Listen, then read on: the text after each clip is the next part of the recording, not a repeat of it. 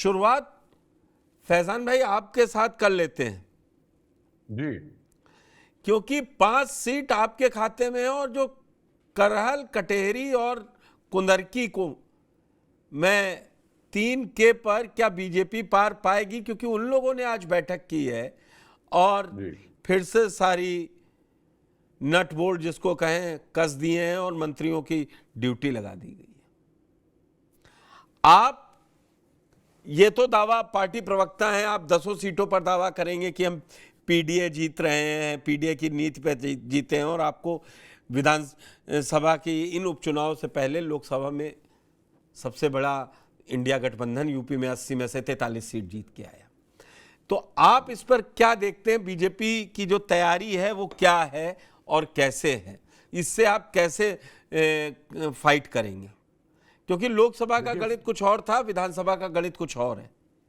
जी देखिए, पहले तो फाइट करने की आपने बहुत अच्छी बात कही। हम फाइट क्या करें, पहले ये लोग आपस में फाइटिंग बंद कर दें। आपस में जो इनके यहाँ झगड़ा चल रहा है, इनके यहाँ बड़ी बड़ी बातें एक दूसरे कही जा रही हैं। जो मीटिंग लेते हैं मुख्यमंत्री जी, उसमें डिप्टी चीफ मिनिस्टर साहब नहीं आते, संगठन का कोई बड़ा लीडर नहीं आता। ये मुख्यमंत्री जी अपना पावर दिखा रहे हैं बाकी लोगों को कि देखो ये लोग हमारे साथ हैं। बाकी बीजेपी के जो उप मुख्यमंत्री हैं और जो बाकी संगठन के लोग हैं वो अपनी मीटिंग अलग करते हैं, वो अपना पावर दिखाते हैं कि हमारे साथ ये लोग हैं। सुनने में आया है कि दिल्ली के लोग मुख्यमंत्री जी से खुश नहीं है और मुख्यमंत्री जी जो हैं वो दिल्ली के लोगों से खुश नहीं है। तो इस चक्कर में बेचारा उत्तर प्रदेश का आदमी पिस रहा है। इलेक्शन तो होते रहते हैं, होते रहेंगे, आगे भी होंगे, लेकिन ये सरकार जो है, देखिए, जो अपने आप को डबल इंजन की सरकार कहती थी, ये पहली वो डबल इंजन है। ये पहला वो इंजन होगा, इंजन में आमतौर पर लोहे का पहिया होता है, लेकिन ये पहला इंजन है जिसके लोहे का पहिया जो है वो पंचर हो गया है। तो ये बड़े दुख की बात भी है और बड़े हैरानी की बात भी है। और देखिए, हालात इतने बुरे हैं कि इनके खुद के लोग अब एक दूसरे की बुराई कर रहे हैं। मैंने अनुप्रिया पटेल का एक स्टेटमेंट देखा जहां पे उन्होंने एक लेटर लिखा था। जो वाराणसी सोनभद्र हाईवे है, वहां वो कह रही है कि इलीगल टोल टैक्स कलेक्ट किया जा रहा है, यानी जनता से चोरी की जा रही है। सरकार हिटबैक करती कि कोई चोरी नहीं हो रही। वो कहती हैं कि नॉट फिट के नाम पे आप दलितों को जॉब्स नहीं दे रहे हो। फिर इनके ओपी राजभर कहते हैं कि मोदी जी और योगी जी की वजह से हार गए। इनके देवेंद्र सिंह एमएलए हैं, वो कहते हैं कि अधिकारियों के पैर पकड़ने पड़ते हैं तब जाके काम होता है। और ये बिजनेस स्टैंडर्ड की एक रिपोर्ट थी बहुत मशहूर, कि उसमें लिखा था कि उत्तर प्रदेश में योगी आने के बाद रेड टेपिज्म जो है बहुत बढ़ गया है, यानी बहुत सारी चीजों में, अलग अलग कार्रवाइयों में लोगों को फंसा दिया जाता है, बहुत पेपर वर्क होता है, उस चक्कर में जनता का काम नहीं हो पाता है और वहीं से करप्शन शुरू होता है साहब। जहां ज्यादा पेपर वर्क कराता है ब्यूरोक्रेट, वहीं से वो पैसे की उम्मीद करने लगता है। तो ये हालात बन गए उत्तर प्रदेश में आदित्यनाथ साहब के रूल में। और फिर इन्हीं का आरएसएस का ऑर्गेनाइजर जो इनका पेपर है, जो मैगजीन छपती है, वो बुरा भला कह रहा है बीजेपी के ओवर कॉन्फिडेंस को और साथ ही साथ अजीत पवार को और जितने इनके जो दल बदलू लोग जो भाग करके आए थे, 110 साहब आ गए थे, ये जो बीजेपी की विचारधारा को भी नहीं मानते हैं। तो इस वक्त भारतीय जनता पार्टी में, चाहे उनके प्रवक्ताओं में ज्यादातर आप देख लीजिए, वो लोग बैठे हुए हैं जो भारतीय जनता पार्टी की विचारधारा को नहीं मानते हैं, ना उनके लीडर्स को भारतीय जनता पार्टी की विचारधारा को नहीं मानते हैं। ये पार्टी अंदर से खोखली हो चुकी है बीजेपी की विचारधारा। फैजान भाई, शुरुआत मैंने आपसे आपकी रणनीति पे की थी। आपने तो बीजेपी की समीक्षा, ऐसा लगा बीजेपी की समीक्षा बैठक आप हमें बताए दे रहे हैं कि बीजेपी की गलतियां कितनी हैं। सर हमारी अभी हम प्रमोद जी के पास जाएंगे तो वो तुरंत ही बताएंगे, शिवपाल यादव। आप अपना बताइए ना, उनका भी उनका।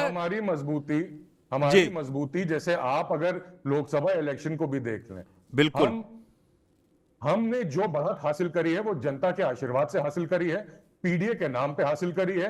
हमने जनता से झूठ नहीं बोला, हमने उनको छला नहीं।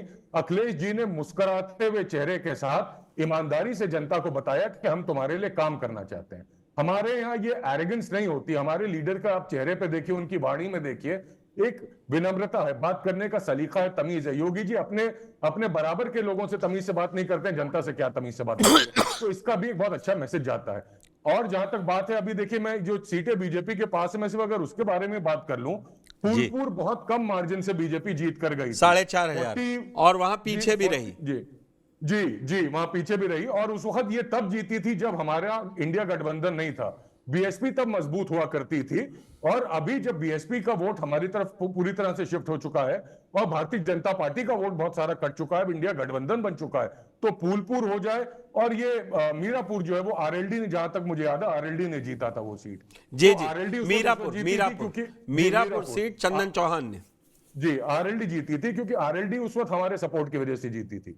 अब ये दो सीटें तो साफ साफ आपको दिखाई दे रही है कि बीजेपी से अलग हो जाएंगी। हमारा जहां पे स्ट्रांग होल्ड था, जो हमारी 5 सीटें हैं, वो तो हम फिर से जीतेंगे जीतेंगे।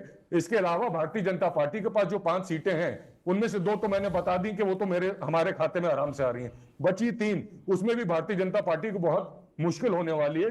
बताइए, 30 कैबिनेट मंत्री लगा दिए साहब। यानी योगी जी इतना घबराए हुए हैं कि उनको भी पता है कि जहां ये सीटों में कमी आई, उनका पत्ता साफ हो जाएगा यहां से। पहले भी वो चॉइस नहीं थे। 2017 में मुख्यमंत्री के वहां पे उस वक्त राजनाथ सिंह जी का नाम चल रहा था, केशव प्रसाद मौर्य जी का नाम चल रहा था, मनोज सिन्हा जी का नाम चल रहा था। वो तो आरएसएस ने कुछ एक कांड किया और आर्म ट्विस्ट करके योगी जी पैराशूट से ला दिए गए थे। उसके बाद से उत्तर प्रदेश का भी बदहाली शुरू हो गई, बदकिस्मती शुरू हो गई, और भारतीय जनता पार्टी का भी डाउनफॉल शुरू हो गया। कभी कभी फैजान भाई, आप पार्टी का पक्ष रख रहे हैं, आप बड़ी अच्छी अच्छी सारी बातें आपने गिना दी अपने लिए और बीजेपी की भी। ऐसा नहीं है कि सपा में अंदरूनी लड़ाइयां नहीं हुई, और सबने देखा फिर वो 2017 का मंजर कि सीएम हाउस के अंदर मीटिंग चली और बाहर रिले हो रही थी, और क्या क्या पेपरों में छापा। दरअसल मैं ना 2017 डिस्कस करने बैठा हूं ना 2022। मैं आपसे 24 में कटेरी करेली, और इसमें हाँ, आपने जो इनफाइट की बात बीजेपी में कही वो टेकन, क्योंकि पिछले 48 घंटे से, या कहें 14 तारीख से जब से बैठक हुई है, तब से कुछ ना कुछ चल ही रहा है। और ये होता है, ये होता भी है। लेकिन आप ये कहिए कि वो लोग ये ना, उनकी बैठक है। केशव प्रसाद मौर्य ने ट्वीट करके अखिलेश यादव को जवाब दे दिया, जो आज सुबह पहले अखिलेश जी ने ट्वीट किया, तो उन्होंने कह दिया कि आप नहीं जीतेंगे, 2027 में आशीर्वाद हमको मिलेगा। हाँ सर, आता हूं, मैंने अपने ओपनिंग कमेंट में भी बता दिया था कि शिवपाल ने उनको पलट के कह दिया था कि आप सिराथू हार गए। प्रमोद जी, आरोप आपने नोट डाउन कर लिए, मैं आपकी तरफ देख रहा था, आप सुनने के साथ साथ उसको नोट डाउन कर रहे थे। तो सवाल से पहले फैजान भाई की बातों का जवाब आप खुद ही नोट डाउन किए, उनको दे दीजिए, फिर मैं आपसे पूछता हूं। जी नमस्ते पुष्कर जी, नमस्कार फैजान भाई, और नमस्कार साहब, सुधांशु जी, और आपके दर्शकों को भी नमस्कार। बहुत ही अच्छा आपने मुझसे जो कमेंट करके पूछा पुष्कर जी, कि मैं नोट कर रहा था। एक्चुअली मैं यही हतप्रभ था कि आपका प्रश्न फैजान भाई से उनके दल के बारे में था, या वो तय नहीं कर पाए एक्चुअली, कि जवाब उनको अपने दल के से जुड़े हुए प्रश्न का देना था उत्तर, या प्रश्न उनके दल पे था। ऐसा लगा कि वो भारतीय जनता पार्टी का विश्लेषण करने लग गए। फिर भी अपने वक्तव्य के द्वारा इन्होंने कुछ कमेंट किए, और कमेंट्स क्या किए इन्होंने? रेड टेपिज्म की बात की। पहली बात तो लोहे का पहिया बता दिया, अति उत्साह में लोहे का पहिया पंक्चर कर दिया। मतलब नहीं, उन्होंने ये कहा, प्रमोद जी, अगर मैं बता दूं फैजान भाई, फिर अभी उन्होंने ये कहा, इंजन में वैसे तो लोहे का पहिया होता है, लेकिन ये पहली बार है कि डबल इंजन सरकार का लोहे का पहिया पंचर हो गया है। यही बात कही थी फैजान भाई? जी जी जी जी जी, ठीक है, साकाज़म था, साकाज़म। हाँ बिल्कुल, वो इतना समझ, प्रमोद जी भी बहुत पुराने। सरकाज़म में उल्लू को तोता नहीं कहा जाता है। सरकाज़म में भी उदाहरण कुछ थोड़ा सा तथ्यात्मक ही होता है। खैर, मैं उस पर नहीं जाता हूँ, आपके इंटेंट को मैं समझ गया।